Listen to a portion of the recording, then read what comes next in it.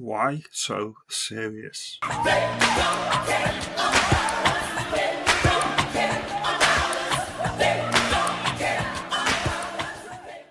Good afternoon, I hope everyone's well today. Thank you for watching. As always, it is appreciated.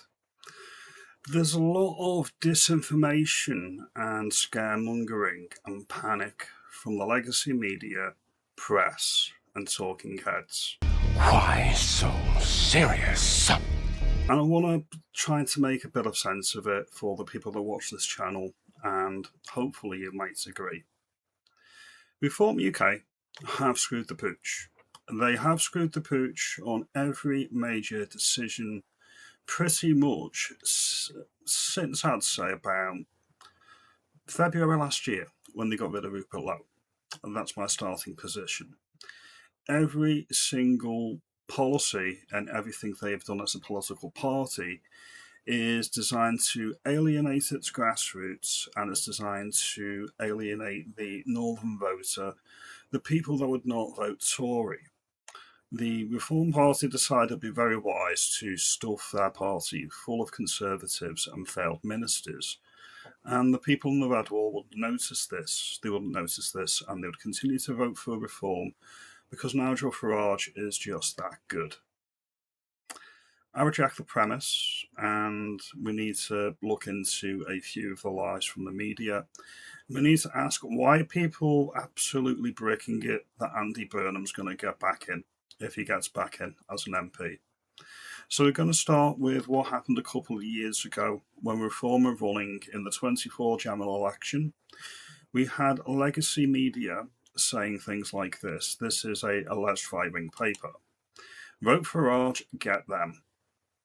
I.e., if you split the right-wing vote, you're going to get Labour. We're going to get the Ginger Growler and Tutia Kia running the shop. What happened? Reform UK didn't stand down, and we got Tutia Kia and the Ginger Growler. This is the same Tutia Kia that Nigel Farage is running his Makerfield by-election campaign on for Robert Keenan to keep in, which is a flip-flop from the Gorton and Denton by-election campaign, which was vote reform to get Starmer out. So there's an inconsistency of message there. Why is Reform UK so scared of Andy Burnham? He's vaguely competent. I made a video in the autumn of 2024 when Keir Starmer had already tanked in the polls in the wake of the Southport atrocity, saying that the only politician who is vaguely competent that may mitigate some of the worst excesses of the losses that Labour's going to get at the next general election would be Andy Burnham.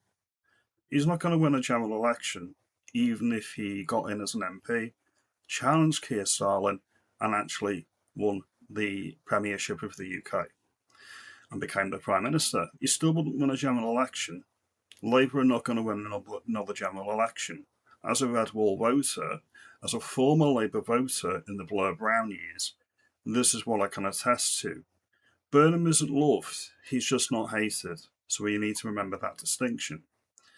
Now, the same legacy establishment papers, such as the Mail and the Express, are running cover for Reform UK now, and they're releasing pieces like this.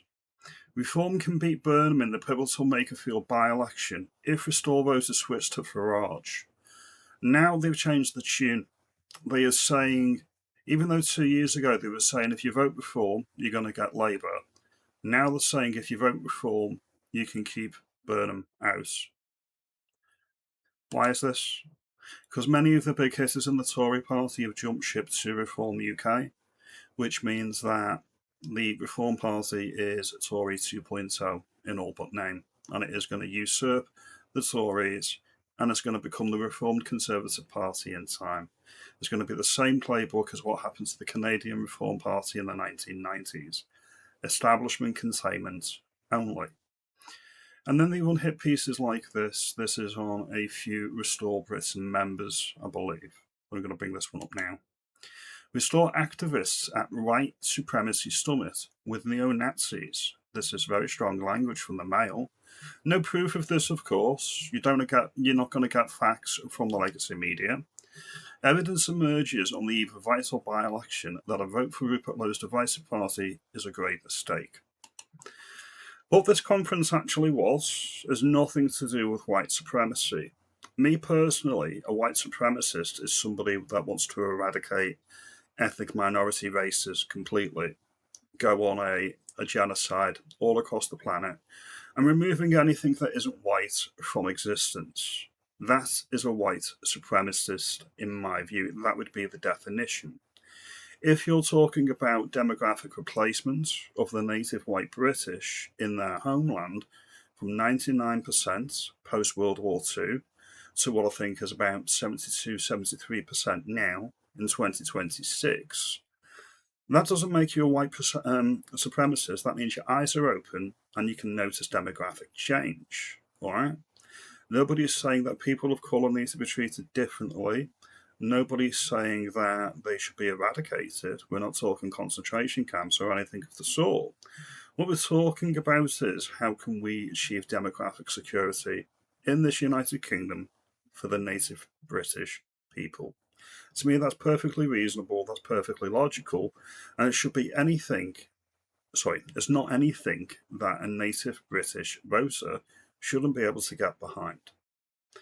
And then we get this final one here from the Express, who think it is concerning that every migrant let in under the fast-track asylum system should be deported, which is Restore Britain's policy. Again, common sense, nothing concerning about it in my view. Why is the establishment panicking so much over Restore Britain? Because people recognise that they want real change. This is people all over the UK, and they don't want a rerun of failed Tory governments from the past. You get the Tory party leader, Olakami Badenoch, saying that she's prepared to do a deal with Reform UK if the numbers don't add up and Reform UK don't get a majority. In short, you're going to have a church of conservatives in the Reform UK party and a church of conservatives in the remnants of the Tory party uniting to form a Reform Tory party. And again, nothing will change. They're talking about working within the confines of a system that has failed every native British voter to preserve their own paychecks and the system as it is. This is the reason the fast-tracked immigration policy for the asylum seekers was way through, where they've got to fill in a brief 10-page form, basic questions, no background check, all the way through by Suella Braverman and Robert Jenrick when they were in the last Tory government. It's about preserving the status quo as it is and not offering anything that we've not had before. They can plead ignorance, they can repent and say we've changed, we've seen the error of our ways. I don't buy any of it. I buy that they are career politicians jumping from a sinking ship to a ship that they thought was unsinkable. That's now hit an iceberg.